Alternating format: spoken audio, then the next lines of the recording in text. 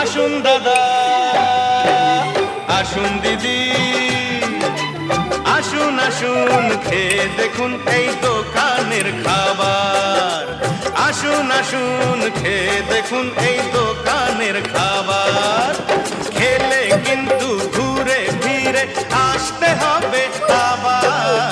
আসুন দাদা, আসুন দিদি, আসুন আসুন খেয়ে দেখুন এই দোকানের খাবার।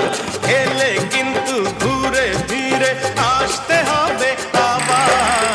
আসুন আসুন খেয়ে দেখুন এই